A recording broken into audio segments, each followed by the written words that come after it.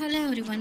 திண்ணையில கிடந்தவனுக்கு வந்த வாழ்க்கை. சூரி தன்னை விமர்சித்தவருக்கு குறித்த பதிலடி வாங்க பார்க்கலாம். நடிகர் சூரி காமெடியனாக நடிக்க தொடங்கி தற்பொழுது கோலிவுட் ஹீரோவாகவும் படங்கள் நடிச்சுட்டு வந்துட்டு இருக்காங்க. அவர் சமீபத்தில் தீபாவளி கொண்டாடிய வீடியோவை ட்விட்டரில் வெளியிட்டு இருக்காங்க.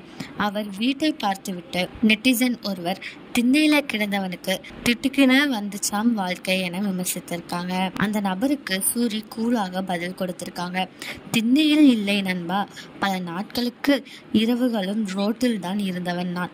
அந்த பாதைகள் தான் எனக்கு வாழ்க்கையின் உண்மையையும் மதிப்பையும் கற்றுத்தந்தது.